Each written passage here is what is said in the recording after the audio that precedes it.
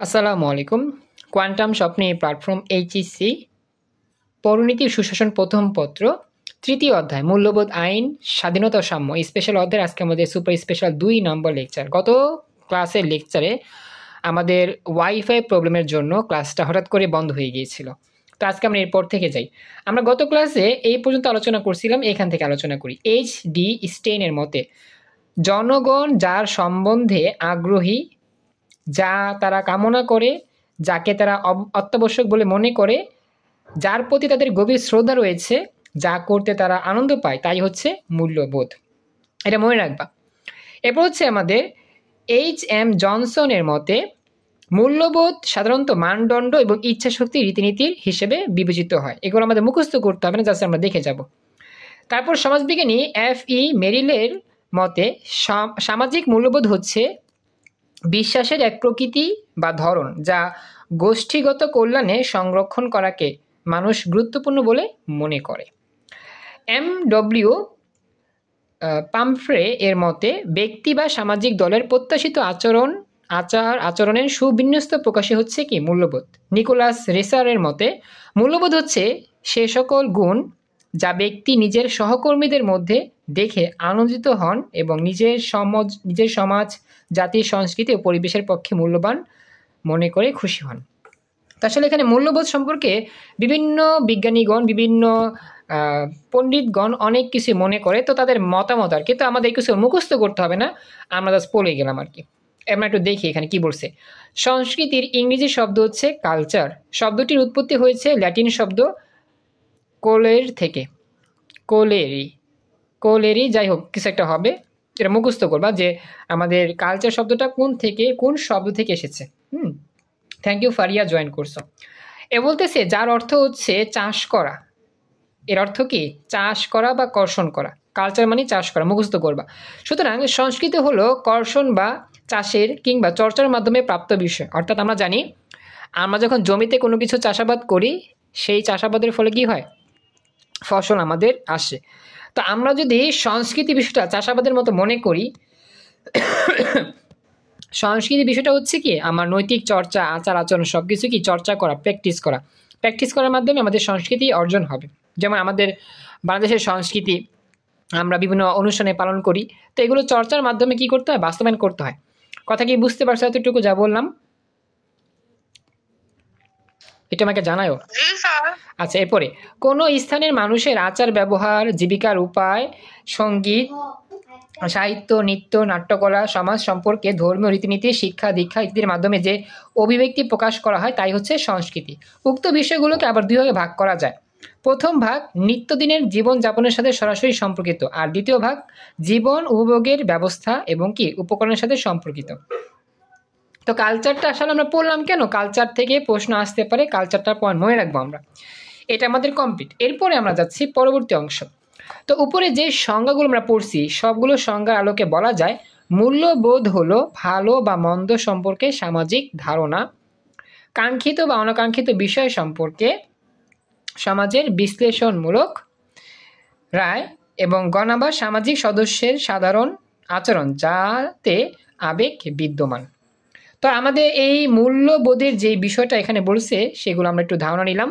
আমরা মূল্যবোধের সংজ্ঞা যেটা সহজ লাগবে এখান থেকে তোমাদের বইতে যার যে বই আছে মূল্যবোধের সংজ্ঞা কাকে বলে, যেই লাইনটা তোমার সহজ মনে হবে সেটাই মুখস্থ করবা পরীক্ষার জন্য।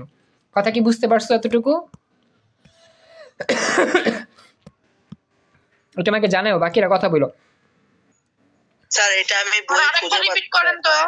বললাম মূল্যবোধের সংজ্ঞাটা তোমাদের কাছে যেটা সহজ লাগে, অনেকগুলো সংজ্ঞা আছে, তো যেই সংজ্ঞাটা সহজ লাগে, মনে রাখা কষ্টকর হয় না, সহজে মনে রাখা যায়, সেই সংজ্ঞাটাই তোমরা মুখস্থ করবা। এবার বুঝতে পারছো?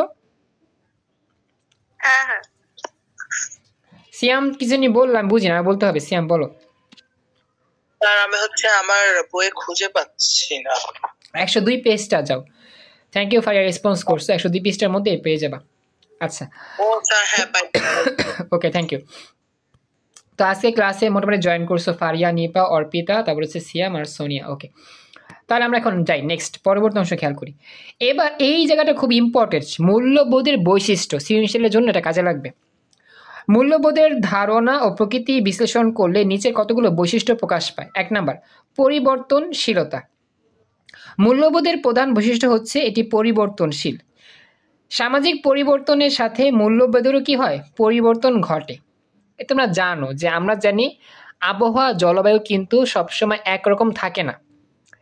কোনো কোনো দিন বৃষ্টি হয়, কোনো কোনো দিন রোদ হয়, কোনো কোনো দিন শীত হয়, কোনো কোনো দিন গরম হয়, এরকম। তো আবহাওয়া যেরকম পরিবর্তনশীল, মানুষের জীবনটাও পরিবর্তনশীল। আর মূল্যবোধ যেহেতু মানুষের আচার ব্যবহার, এটাও কিন্তু পরিবর্তনশীল। দেখা যাবে একটা মানুষ আগে অনেক খারাপ ছিল, কিন্তু তাকে ভালো করে বুঝাতে বুঝাতে সে কিন্তু ভালো মানুষ হয়ে গেছে। তার মানে তার মূল্যবোধের পরিবর্তন হয়েছে। তার মানে মূল্যবোধ একটা পরিবর্তনশীল জিনিস, এটা কখনো ফিক্স থাকে না। কথা কি বুঝছো যা বলছি?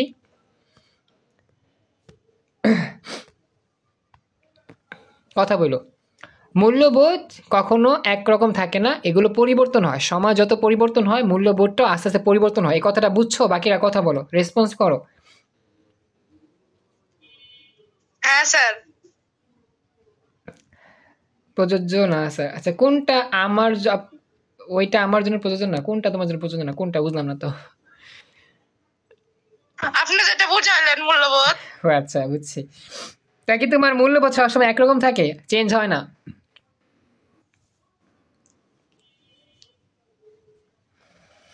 না স্যার, কোনো লক্ষণ তো দেখি না। দেখো না? আচ্ছা, দেখবা। আচ্ছা, এবার দেখো। তো বলতেছে বর্তমানে যে মূল্যবোধ আমাদের নিকট আকর্ষণীয় বলে গৃহীত হয়, কালের আবর্তে বা বিবর্তনে তা আবার নিতান্ত অগ্রহণযোগ্য বলে মনে হয়। যেমন পূর্বে আমাদের দেশে একান্নবর্তী যৌথ পরিবারই ছিল স্বাভাবিক, কিন্তু এখন আমরা একক পরিবারকে উত্তম বলে মনে করছি।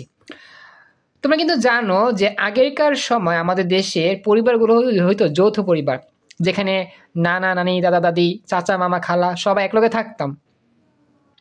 ঠিক আছে, এটা বলা যৌথ পরিবার। কিন্তু এখনকার পরিবার কিন্তু যৌথ নয়, এখনকার পরিবার একক পরিবার, স্বামী স্ত্রী আর তাদের বাচ্চা কাচ্চা। বুঝছো? তো আগে ছিল কিন্তু যৌথ পরিবার, আগে যৌথ পরিবার ছিল, সবাই পুরা গোষ্ঠী সবাই একসাথে বসবাস করতো। কিন্তু এখন এটা দেখা যায় না। এখন কি দেখা যায়, নানা নানি গ্রামে থাকে, দাদা দাদি। বেঁধে যাচ্ছে, নেটওয়ার্ক অনেক কম দেখা যায়। অনেক কম দেখা যায়। আমার নেট ঠিক আছে, সিয়াম হয়তো বা একটু নেট সমস্যা হচ্ছে তোমার দিকে, একটু কষ্ট করে শোনো আর কি।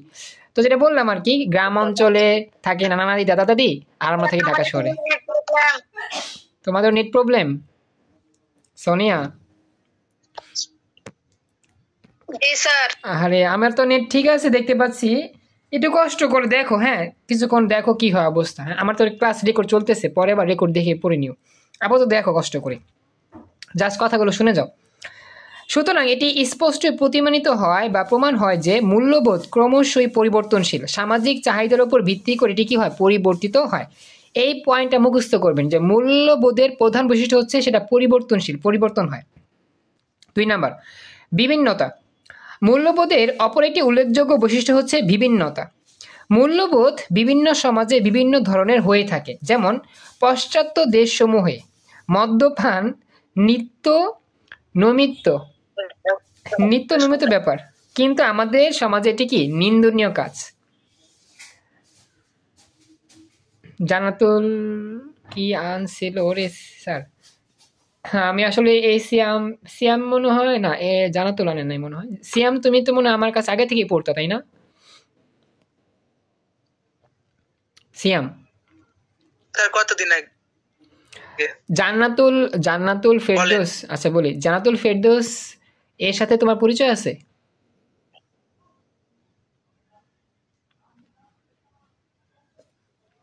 চিনি না তো, আমি এখানে কাউকে চিনি না, শুধু আপনাকে চিনি। হয়তো ওই নি পাও চেন আর কি, অন্যজন। তো যেটা বলতেছিলাম, পাশ্চাত্য দেশে মানে পশ্চিম দিকে সাপোজ। এখান থেকে বলো। আমাদের এখান থেকে কেউ বলতেছে যে আমাদের এখান থেকে শুধু আমি একলা এই অঞ্চল থেকে, তাছাড়া আর কেউ কাউকে আমি চিনি না। শুধু আপনার সাথে কথা হয় ইনবক্সে, তাই আপনাকে চিনি। বুঝতে পারছি। আচ্ছা, সমস্যা নেই। আচ্ছা বলি, যেটা এই যে আমাদের বলতেছে, আমাদের এই যে মূল্যবোধের বিভিন্নতা এটা কেমনে খাটে। দেখো দেখো যে পশ্চিম পাশ্চাত্য দেশসমূহ, পশ্চিম দেশে যা আমেরিকা মনে করো, সেখানে মদ খায়। মদ খাওয়া কিন্তু তাদের একটা ঐতিহ্য। তাদের সংস্কৃতি, কিন্তু এটা আমাদের খুবই জঘন্য কাজ। মদ খেতে কি কেউ অ্যালাউ করে? সমাজ এটা অ্যালাউ করে কাউকে মদ্যপান করা? কথা বলো, অ্যালাউ করে? অ্যালাউ করে না না। স্যার, বাংলাদেশে অ্যালাউ করে না, বাট অন্যান্য দেশে অ্যালাউ করে। অ্যালাউ করে। তো এই যে একটা জিনিস, এক দেশের সংস্কৃতি আরেক দেশের কি নিন্দনীয় স্যার কাজ। ভারতে এলাও আছে। হ্যাঁ, তো এটা আসলে কিন্তু আমাদের আমাদের ইসলাম ধর্মটা কি নাই, অ্যালাউ নাই, এটাই আর কি। তো এটাই বলতেছে, তাই দেখা যায় মূল্যবোধ স্থান কাল পাত্রভেদে বিভিন্ন রূপে কি হয়, পরিগ্রহ হয়। একটু পরে শেষ হয়ে যাবে। হ্যাঁ, তো এটাই আর কি। তো আশা করি বুঝতে পারছো যে মূল্যবোধটা কিন্তু সব জায়গায় সেম না, এক এক জায়গায় এক এক রকম। মুখস্থ করবা 2 নম্বরটা। এরপর 3 নম্বর হচ্ছে একতা। মূল্যবোধ সমাজের মানুষকে ঐক্য সূত্রে আবদ্ধ করে। একই রীতিনীতি, আচার আচরণ ও মূল্যবোধের অনুশীলনের মাধ্যমে সমাজের সকলে প্রীতির বন্ধনে আবদ্ধ হয় এবং সামাজিক ঐক্য সেতু বন্ধন তৈরি করে। এই যে মূল্যবোধ, এই মূল্যবোধ যখন মানুষের মধ্যে জাগ্রত হয় বা মানুষ যখন মূল্যবোধের চর্চা করে, তখন সবাই একত্র হয়ে যায়, একসাথে কাজ করে। কারোর মধ্যে কারো ভেদাভেদ থাকে না, ধনী গরিব বড় ছোট এরকম কোনো ভেদাভেদ থাকে না, সবাই একসাথে হয়ে ঐক্যের মতো কাজ করে। যেমন আমাদের জুলাই অভ্যুত্থান, গণ অভ্যুত্থান, ছোট বড়, তারপর হচ্ছে ধনী গরিব, সবাই মিলে কিন্তু আমরা এই গণ অভ্যুত্থানে অংশ নিয়েছি। তো এই যে মূল্যবোধ আমাদের মধ্যে জাগ্রত না হইতো, তাহলে কিন্তু আমরা একতা পাইতাম না, ঐক্য হইতে পারতাম না, দেশ স্বাধীনও হইতো না। তার মানে অবশ্যই একতার জন্য, ঐক্যের জন্য মূল্যবোধ অত্যন্ত গুরুত্বপূর্ণ। কথা কি বুঝছো? জি স্যার। মুখস্থ করবেন। এবার 4 নম্বর পয়েন্ট, সামাজিক নৈতিকতা। মূল্যবোধ কোনো প্রকার সামাজিক বিধান বা আইন নয়, এর বিরোধিতা করা বেআইনি নয়। অর্থাৎ মূল্যবোধ কোনো আইন না, এটা চাইলে তুমি গ্রহণ করতে পারো, নাও করতে পারো। এটা গ্রহণ না করলে তোমার কোনো আইনের আশ্রয় নেওয়া হবে না বা কোনো সমস্যা হবে না। সাপোজ এটা উদাহরণ দেওয়া যায়, যদি তুমি কাউকে গালি দাও, তাহলে কি তোমার কোনো জেল জরিমানা হবে? সাপোজ গালি দিলা, হবে না। না স্যার। তাহলে এই যে গালি দেওয়া, তারপর হচ্ছে গিয়ে সাপোজ একটু মারামারি করছো, বেশি জোরে মারামারি করো না, একটু মারামারি করছো, ঘুষি দিছো আর কি, মানে এমনিটা হাতে করছো, মারামারি করছো, তাহলে কিন্তু তোমার জেল জরিমানা হবে না। ঠিক আছে? তো এই বিষয়টা আর কি। তো আমাদের মূল্যবোধ কখনোই আইন নয়, এটা চাইলেও আমি গ্রহণ করতে পারি, চাইলেও বিরোধিতা করতে পারি। ফারিহা অর্পিতা রানী, হ্যাঁ, তোমরা একটু আমাকে জানাও তোমরা কি বুঝতেছো কিনা, তোমরা কি শুনতেছো কিনা, সব ঠিকঠাক আছে কিনা। জি স্যার। আচ্ছা, এরপরে তো কথায় বেঁধে বেঁধে আসতেছে, একটু বোঝা যাচ্ছে না, আর ঘোলা আমি বলি সিয়াম, আমার নেট দেখাচ্ছে। আচ্ছা বলি সিয়াম, আমার নেট ঠিক আছে, হয়তো বা তোমার নেট একটু স্লো হওয়াতে এরকম হচ্ছে, তুমি একটু মুভ করো, মুভ করে একটু দেখো। আমার হয় এখানে ওই সমস্যা। একই সমস্যা? আমার তো নেট ঠিক আছে। হ্যাঁ। মানে ক্লিয়ার দেখা যাচ্ছে না, একবার শুরু থেকে এরকম হচ্ছে নাকি হঠাৎ করে? একটা করে টপিক বুঝাচ্ছে, এখানে বেঁধে তখন বেঁধে clear আসে, পরে আবার হচ্ছে ঝাপসা আসে। এটা কি আজকেই নাকি ডেইলি এরকম হয়? প্রায় সময় এরকম হয়। শেয়ার কিনবো ভালো, তা তো কি। ও আচ্ছা, প্রায় সময় এরকম হয়। আমি তো দেখতে পাচ্ছি নেটে কোনো সমস্যা এদিকে হচ্ছে না। ফারিয়া বলতেছে ভালোই দেখা যাচ্ছে, আমি নেট দেখতে পাচ্ছি, আমার নেট ঠিক আছে। যাদের নেট একটু সমস্যা হবে তারাই হয়তো বা আনক্লিয়ার দেখবে। একটু স্পিকার মিউট রাখো, আমি একটু পরে যাই। সিয়াম একটু স্পিকার অফ রাখতে হবে প্লিজ, স্পিকার অফ রাখো, আমি একটু পরে যাই, তুমি একটু কষ্ট করে দেখে যাও, হ্যাঁ, যতটুকুই ভালো বোঝা যায় আর কি। তো এটা আমি বুঝতে পারছি, মোটামুটি হইলো। তো এরপরে আমরা পরবর্তী অংশ নিয়ে আলোচনা করি।